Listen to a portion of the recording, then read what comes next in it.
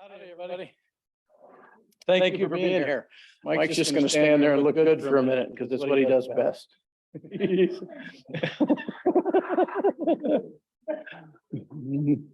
me tell you why we're here today. We're here today to continue our 41 I Knew series.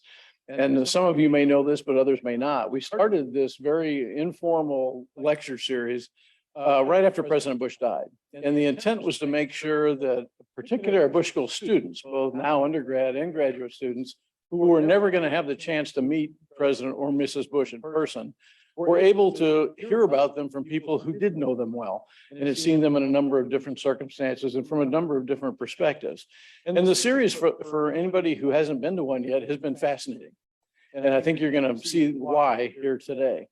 We're lucky in that we have somebody today who actually knew President and Mrs. Bush very well and worked very closely with President Bush while he was in the White House.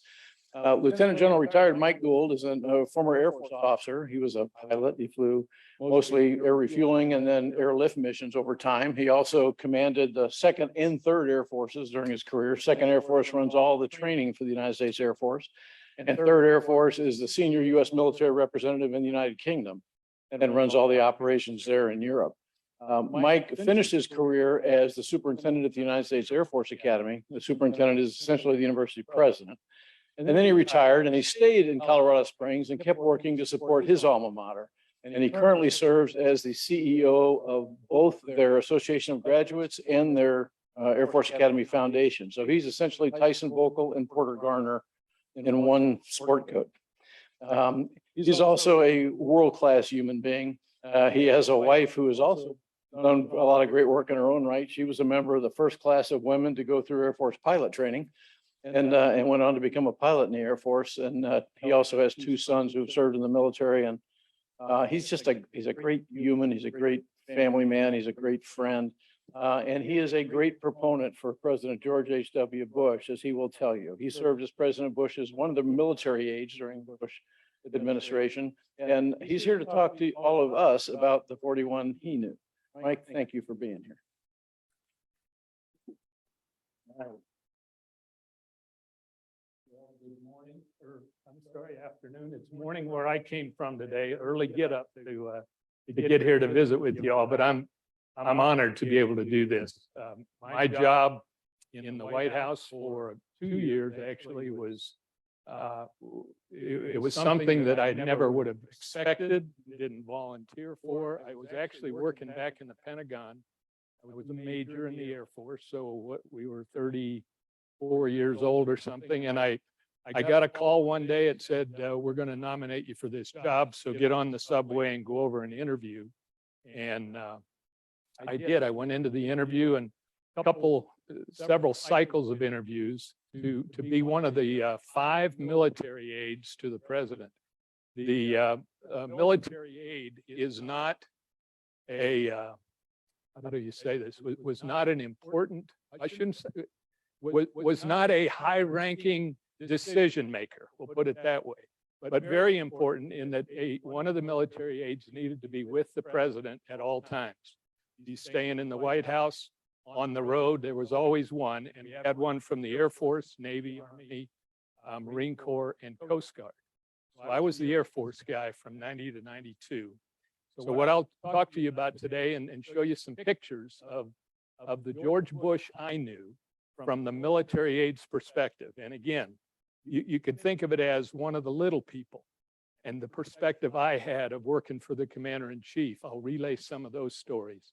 And I think it'll give you a few insights into what a tremendous man this was. There he is. This is a picture I'm sure you've seen around the school. Just it's up on the rocks at Kennebunkport. And this picture was the first day, excuse me, I met the Bushes. And it was just inside the diplomatic reception room at the White House. And, you know, my face, I probably look starstruck because I was. And it was kind of a chance meeting, but it was the closest thing to a formal introduction. But I'd call your attention to President Bush's eyes. He was engaged. It wasn't like, yeah, okay, we got another new major he was engaged and asked a couple of key questions, wanted to know about my family, very first time we met. And I thought, this is going to be a pretty cool experience. One of the first things that we encountered on the world stage, you know what that picture is? Berlin Wall. And ironically, those people they're dancing on the wall. They're celebrating. The message that I took from President Bush after the fall of the wall was, this isn't a time to be pounding our chest and dancing and celebrating in an outward way. Yes, it's a huge move, but what we really need to focus on, and this was his message as he traveled and spoke, the message was, it's time to move on and let's define what the new world order is. We don't need, like at a ball game. Did you go to the Aggies game the other day? Scored 31 points or something. This happens in athletics all too often, where it's an in-your-face thing. I just made you look bad. I scored. Look at me. And that wasn't the way President Bush operated. He knew what it took over years and years to win the Cold War. And now let's move on with it, which is, I'm an old football coach by trade. And that's always been my philosophy, is just hand the ball back to the ref and go back and get ready for your next series. You don't need to be flaunting it. George Bush taught me that. Here we go. Always a fitness guy, and I don't know how he did it.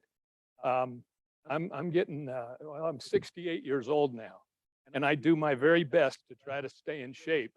I don't know how he did it with the schedule he had. This is, on the left is one of the Secret Service agents, the mill aide there behind in the white shirt. And I think this was the governor of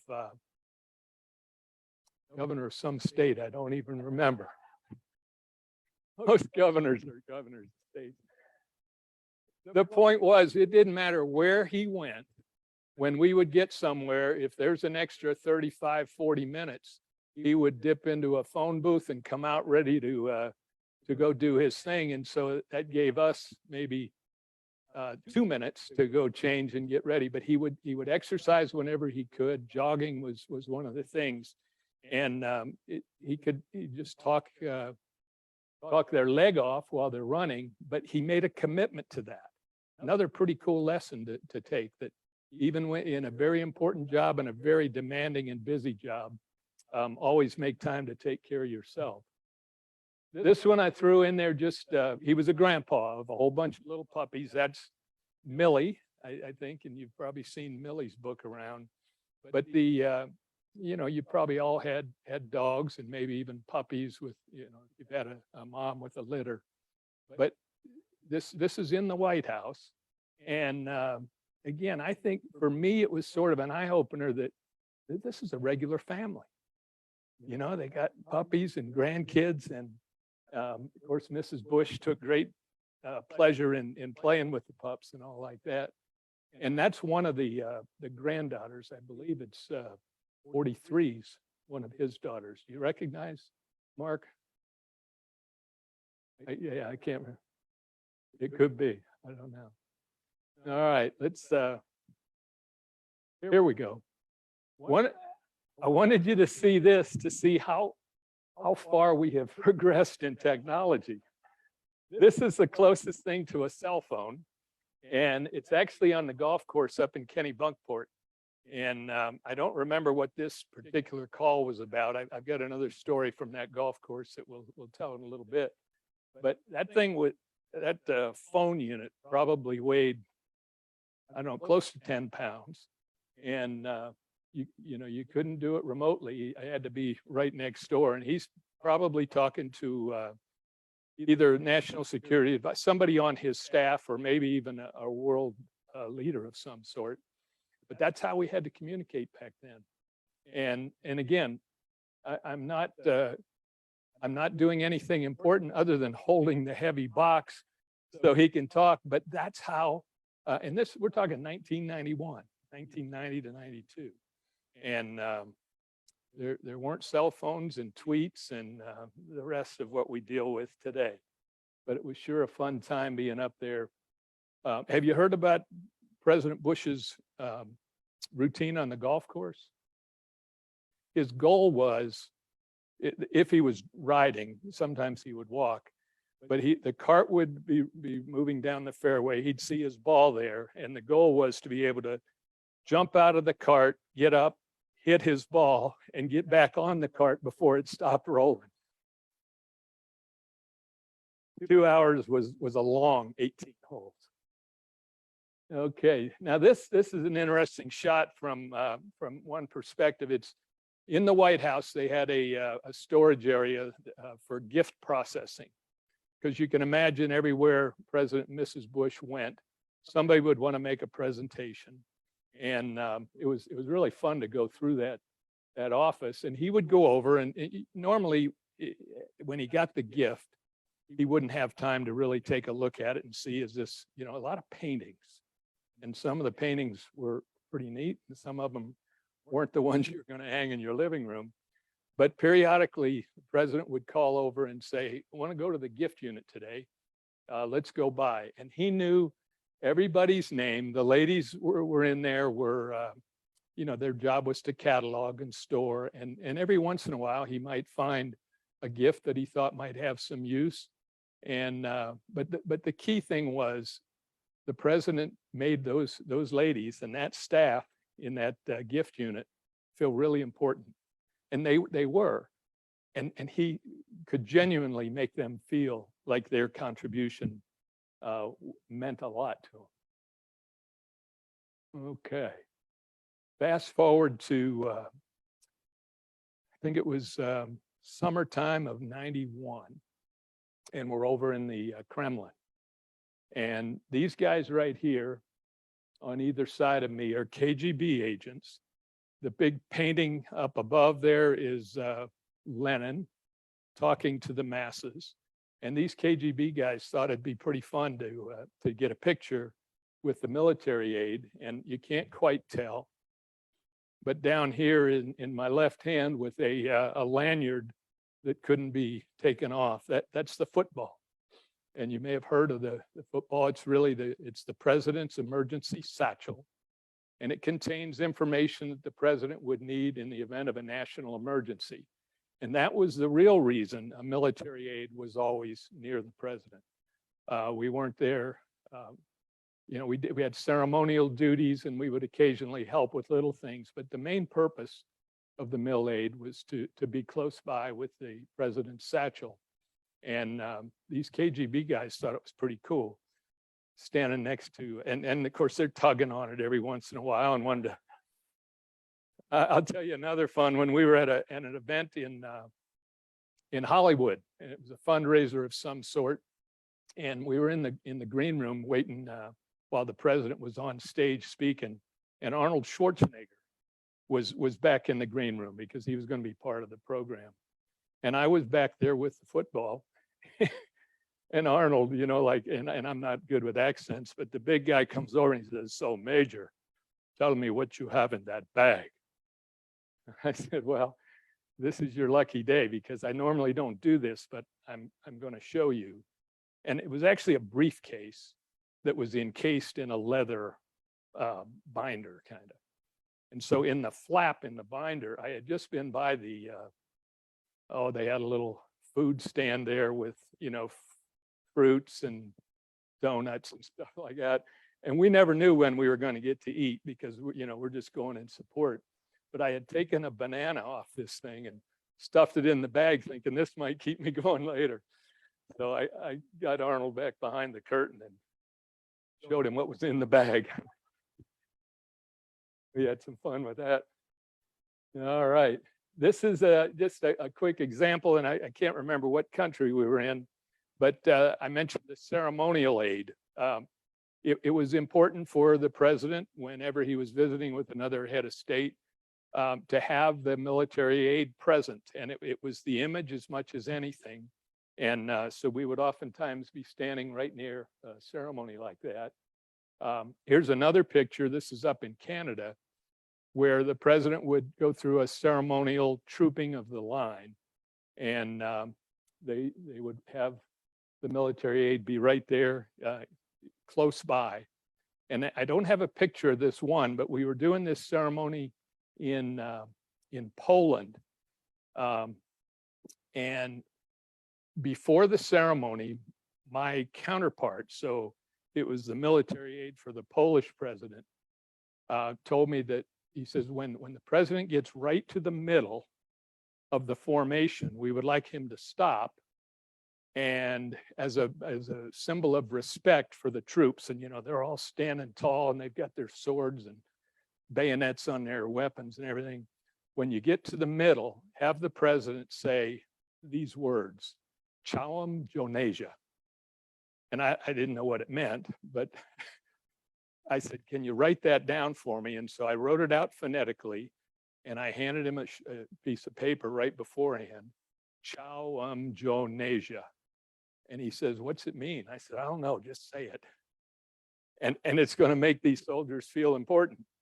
So John McGaw, who is the guy in the middle with his head right by the maple leaf there, he was the head of the Secret Service Presidential Security Division. He's standing right there as President walks up. He stops and he goes, Czołem Żołnierza. And they get down in a fighting stance with their bayonets pointing right at the president. Mr. McGaw was beside himself, thinking, what on earth is happening here? And we finished the march in the line and I got out of there. And he kept me aside and said, Gould, never again. Don't ever do that to me. It scared him. And I think it spooked the president a little bit. He kind of looked over at me like, what did I just tell him? I think it meant you look really sharp, standing tall. I'm proud of you. But I still don't know. Anybody speak Polish? All right, good, because maybe it meant something else. Okay, here's a shot that was just a memory of a lifetime for me.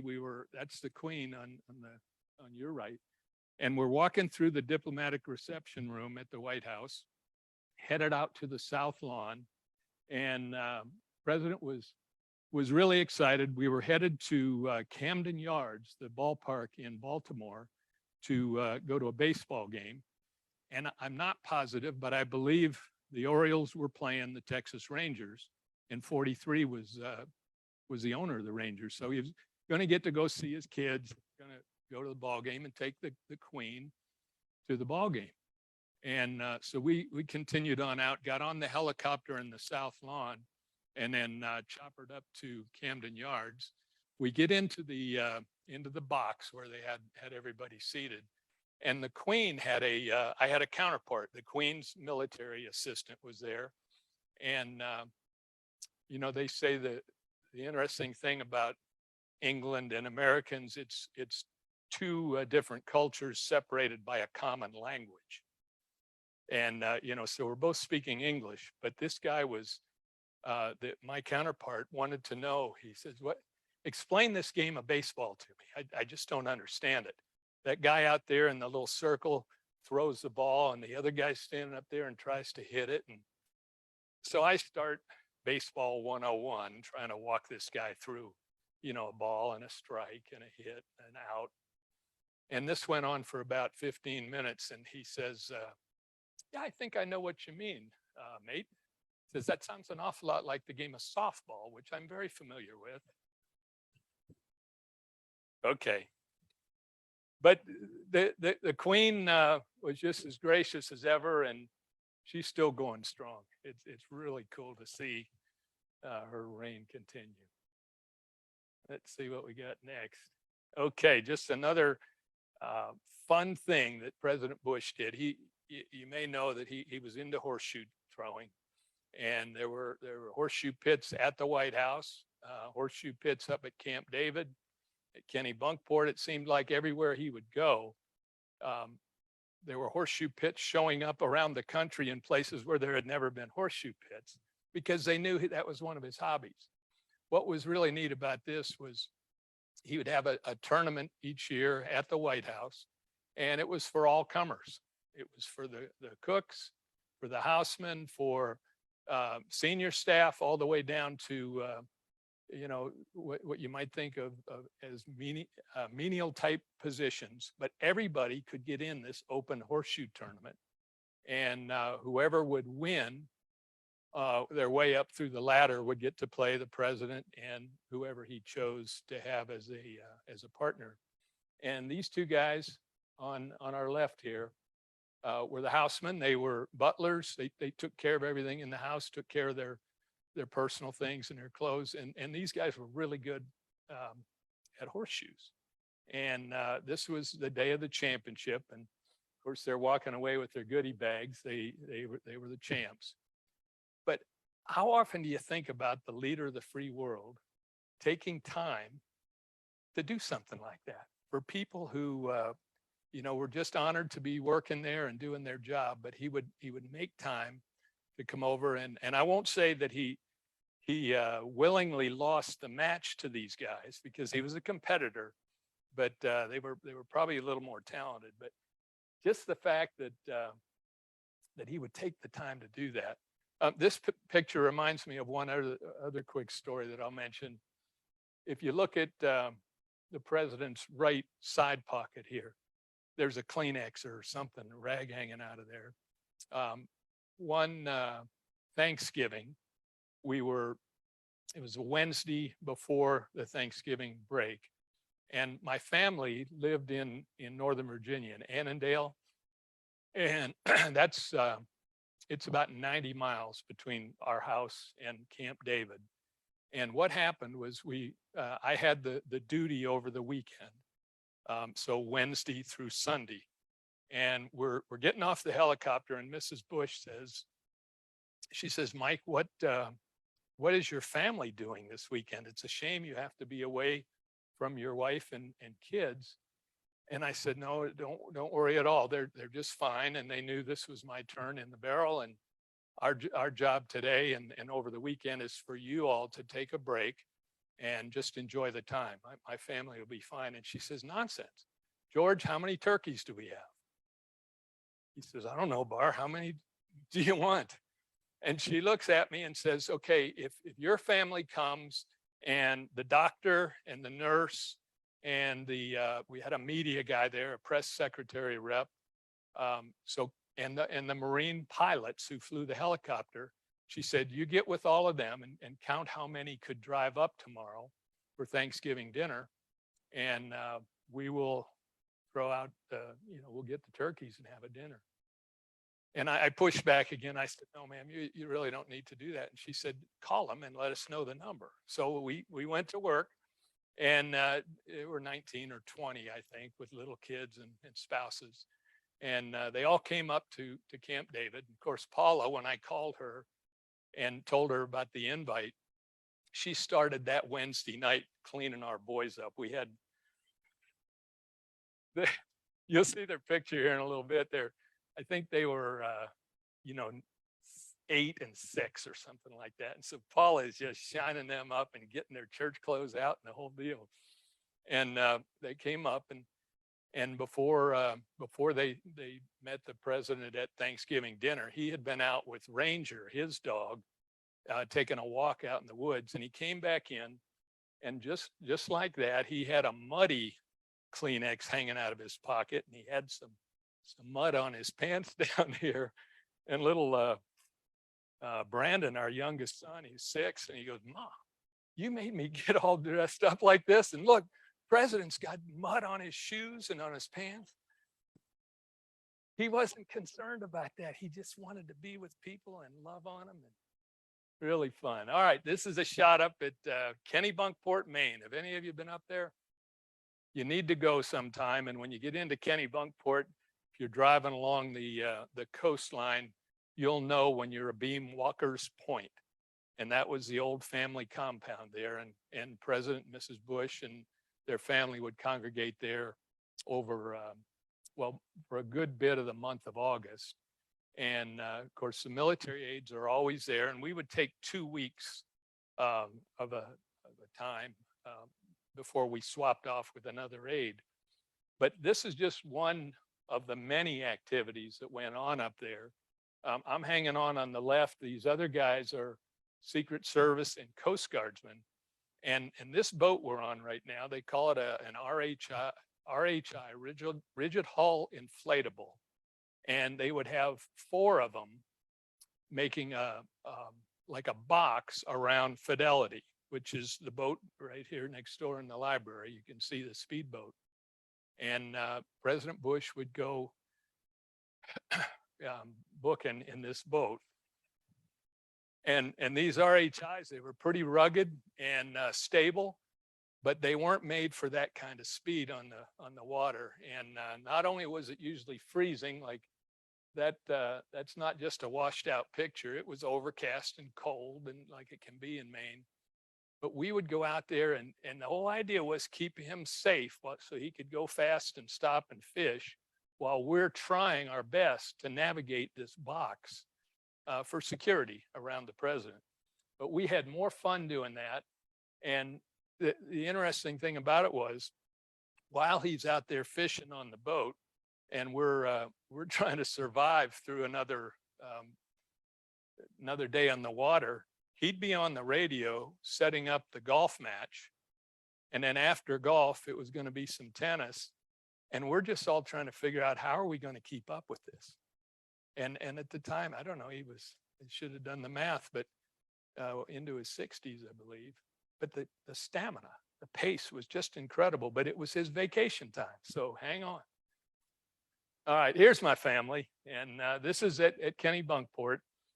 Brandon is the little one in the middle, and Bart and Paul is up there in the upper right. But Brandon, the little one, is the one that criticized the commander-in-chief for having mud on his shoes. This was during I think, here, let me go back here. One of the days in Kennebunkport, while they were up there, they would have a community day, because it's just a little village up there in the coast, just beautiful. Postcard setting of Maine and the rugged coastline. But when the president would be there with all the security and everything that goes on, it was quite a disruption to the locals in town. So every year, the president and Mrs. Bush would have a community picnic, and they would invite neighbors, in some of the houses around, a lot of the locals from town, and they'd be just sort of an open picnic out there. And this was one of those days, and my family had come up from Virginia for a couple of days. And the story that goes with this,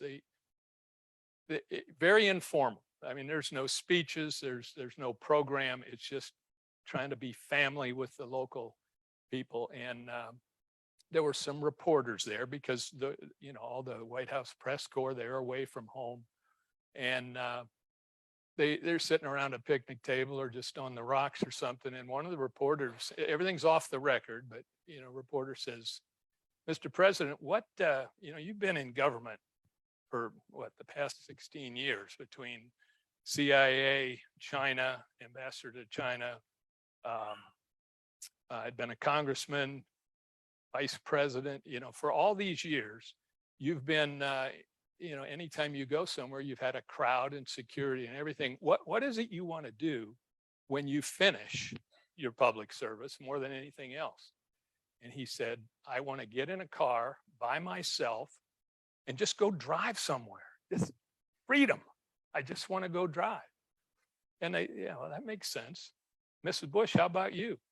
She says, "I hadn't given it much thought, but I can tell you one thing I don't want to do is get in a car with a guy who hasn't driven for 16 years. Oh, yeah, here's the other, and it kind of blends with the lobsters on Brandon's shirt, but there's a big thing of popcorn right there. And there's another picture, I guess didn't get in this deck, but the president leaned over to take some popcorn out of Brandon's bucket, and Brandon pulls the thing down and says, "Hey, buddy, watch it."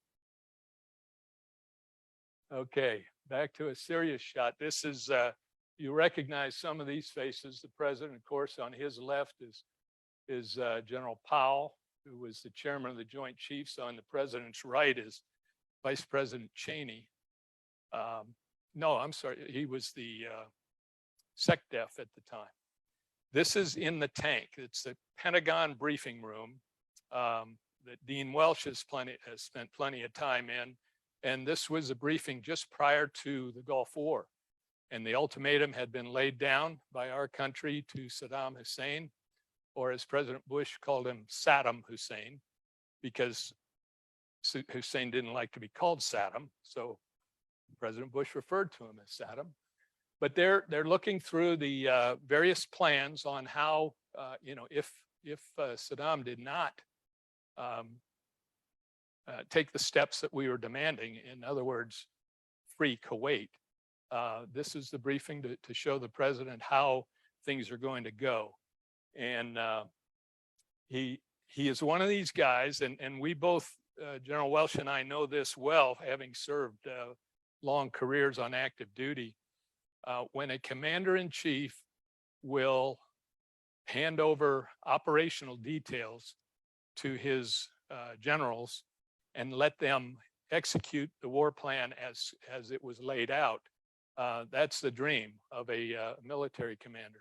And that's precisely what our commander-in-chief did during that particular time in our history. This is right outside the Pentagon, walking back out between General Powell and the military aide here. You see General Scowcroft. A lot of you probably remember Brent Scowcroft's name. He was the National Security Advisor.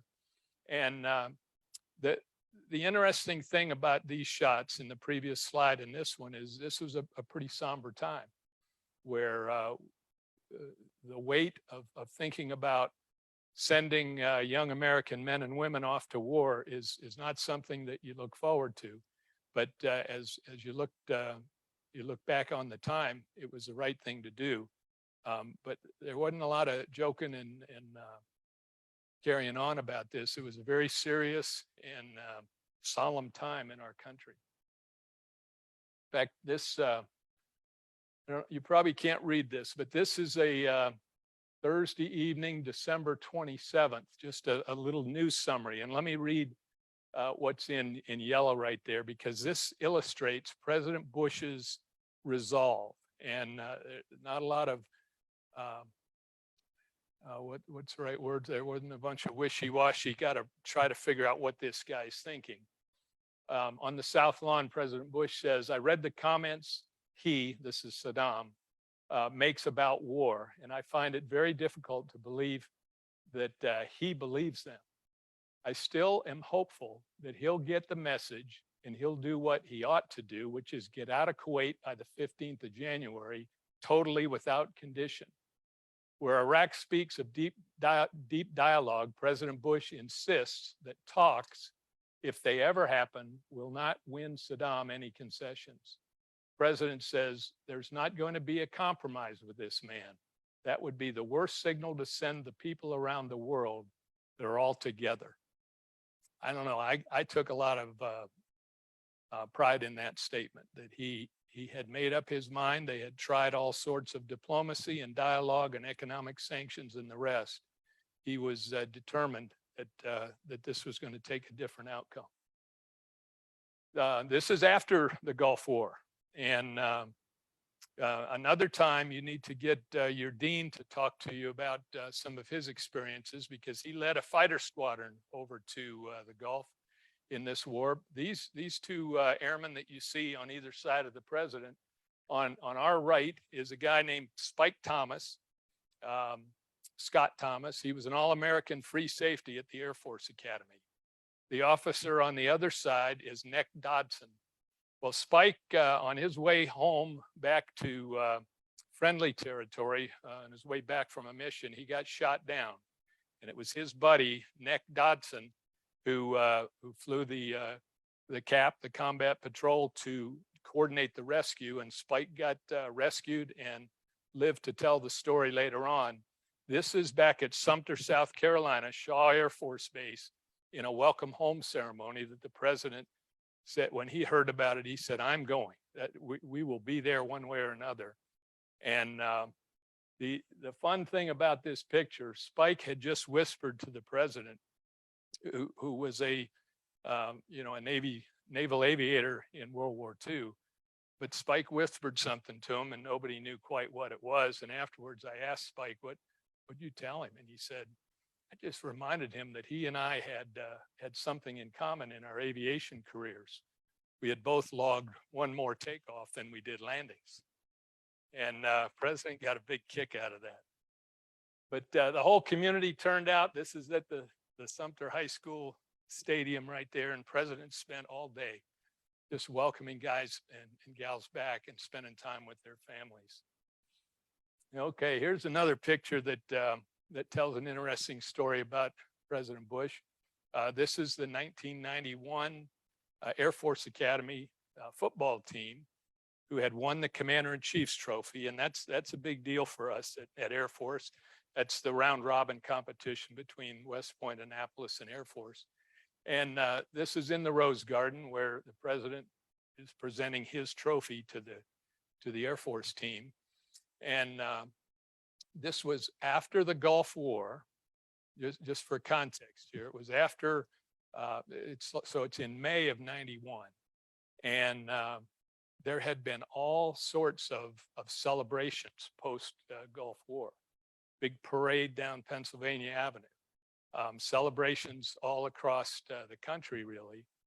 And Air Force, the previous fall, had won the Commander-in-Chief's trophy by, defeating the Army and Navy. And the seniors look forward to this ceremony every year to come back and actually have the trophy presented by the president. And we were up at Camp David one weekend, and I had already noticed that there was no date on the calendar for the Commander-in-Chief's trophy presentation. And the football coach from Air Force, who was a close friend, he had called me a few times saying, "Hey, when are we coming back to Washington?" And what I had learned was that the staff had canceled that event, thinking this was the staff getting ready for the next election. And their rationale was, there's already been a whole bunch of military stuff going on, and we really need to focus on some other aspects of what will be a tough campaign. And so they had kind of just slipped this off the schedule. And we're up at Camp David, and President Bush, he was working in the office, and I'm just kind of the door guard in the little office next door. And he must have read something, and he hollered out and he said, "Hey, Mike, did Air Force win that trophy again this year?" And I said, "Yes, sir." And he goes, "Well, when are they coming back to the White House?" And I said, "I don't know. I'm working that out right now. We'll see if we," and he ended up intervening with his schedulers and said, I want these guys to come back. This is a big deal for them.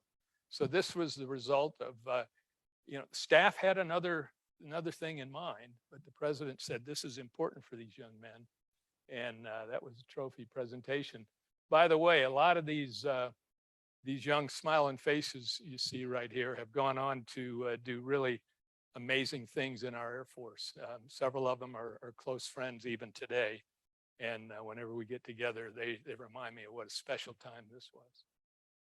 Okay, Camp David again. Have any of you played volleyball? Or you've probably been in a racquetball court, handball court. Well, volleyball is, you just string a net across there in a handball court. And this was one of President Bush's favorite activities up there. That's him setting the ball right there. Daughter Doro is over here on the lower left. Dr. Larry Moore on the upper left right there was the Army colonel who was the president's doctor. And several of the others are, well, Brent Scowcroft is on the opposite side there, right in the middle, about ready to get the ball spiked to him.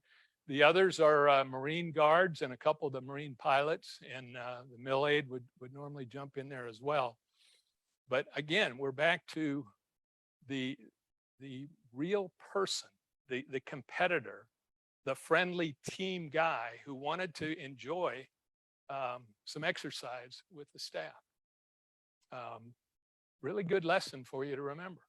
When you get to a position in your careers, whatever it is you decide to do, that team will be stronger if the person in charge is no kidding caring about the little people. Like I said, most of us really were in this equation right here.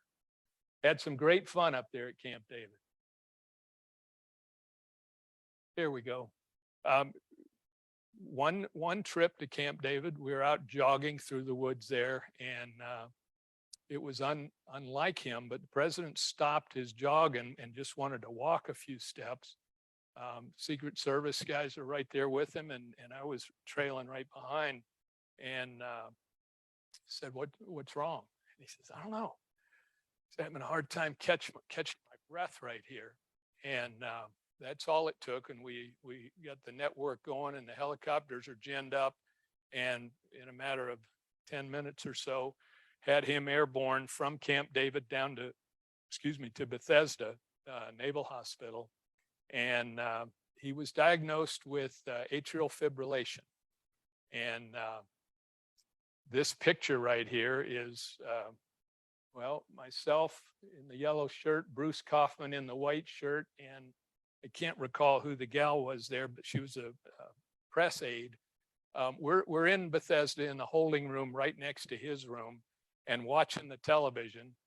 And you can't quite read that on the screen, but it's President Bush. And, you don't open hospital windows normally, but he had found a way to slide this out. And down below was the press pool. And they're all down there hollering questions to him. How you doing? And what's printed on the screen there, he says, don't worry about me. I'm fine. You all take good care of yourselves, or something to that effect. And it was an interesting time for sure when, here's the president of the U.S., commander in chief, with a hard issue. And it was hard to translate exactly what it might be. As it turned out, he normalized overnight, and they were able to take care of him for the rest of his time in office with medication and the like. Okay, this is one of my most memorable times. Summer of '91, and up at Kennebunkport on the golf course.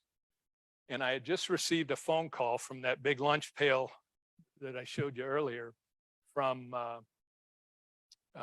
General Scowcroft, who was back in Washington. And the message was, I need you to tell the president. No, actually, let me back that up. General Scowcroft was playing golf.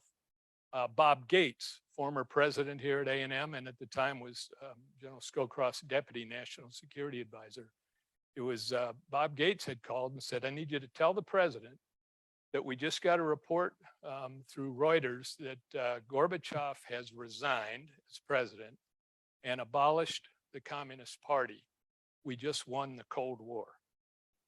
And, I didn't have a notepad or anything. I'm carrying this big phone. I said, tell you what, let me get the president. You better pass this to him so I don't mix something up. And he goes, no, you go ahead and tell him. This is a pretty neat thing. So I walk over. We're walking down the fairway, and I relayed that message. We just won the Cold War. And you can see his look. You got to be kidding me. One of those deals.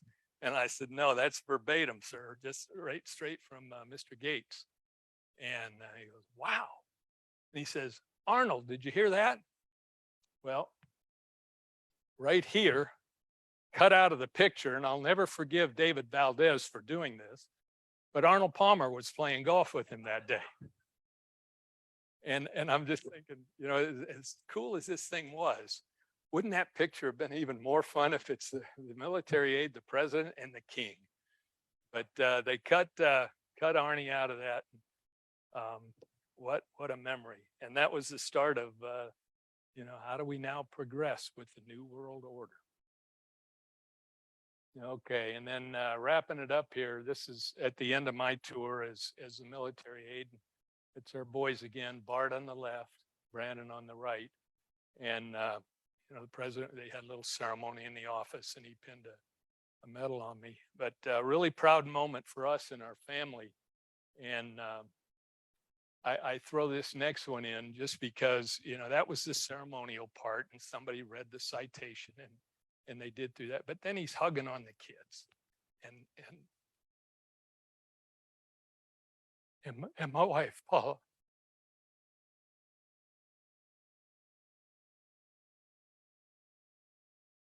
Just the human touch. and care of a guy with these responsibilities was genuine. And it chokes me up to think about it. Both of our boys are Air Force officers now, serving and doing great things in their own right. Like Dean Welsh says, Paula is a retired colonel in the Air Force and one of the early women pilots. And for our family, I'm sorry here, but just to have had this experience with a guy with his character, his boldness, the leadership he showed, and I think most importantly, the civility in the way he went about his job, how he cared for even the little people, was really special. And it didn't stop right there with that little ceremony. This is March 31, 1998. And I had been given a new job. I left the White House, I went to a school for a while and then back to fly, and was announced to be a wing commander, which is an important job for an Air Force officer. And I didn't tell President Bush, but he followed us. He knew what we were up to. And this is just a really nice note. And at the time, the bottom line, I don't know if you can see that, but he was aware that my mom had cancer and wasn't doing well. And he even notes, I'll say a prayer for your mom. Pretty special. That's the guy. President George Bush, the namesake of your school. Be proud of what you're doing and do him proud with what you take from these experiences. He's an amazing man. Thanks for letting me share with you.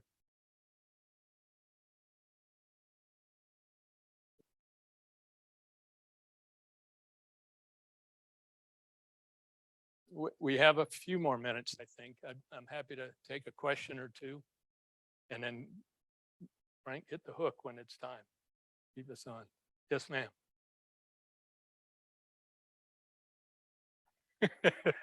No, Paul is going, shh, don't say that. Oh, I wish you could have seen the kids, though. I mean, their shoes were polished, the whole deal. Yes, sir.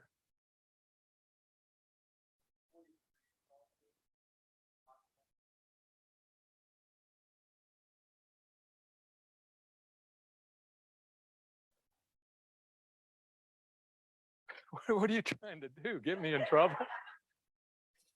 I can promise you 41 was a lot faster. And that's actually rubbed off on our family. That's always been something Paula and the kids and I have done, after church on Sunday was really our only family time for many years, and we'd go play, and playing fast was part of it, which is important always. Yeah.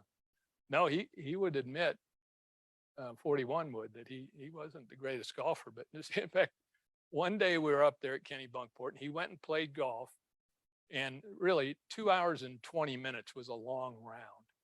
And what was the name of that course?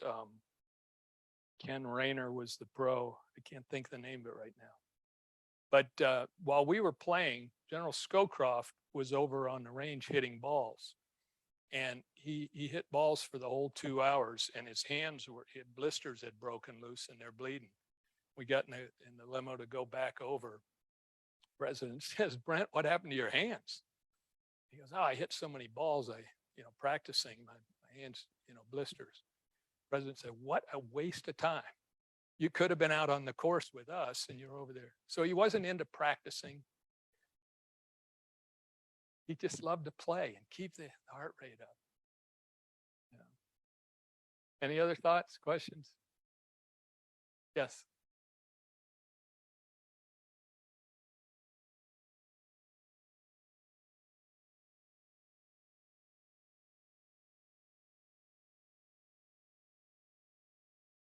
I look at that in two ways.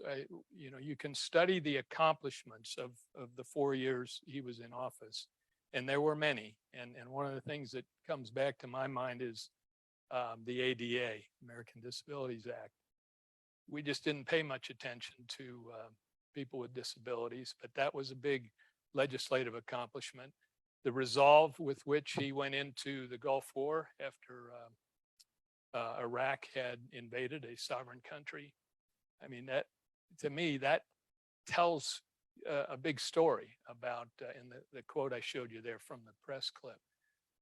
So those things are recorded in history. What I don't think we as a nation are paying enough attention to is the political dialogue that goes on day to day.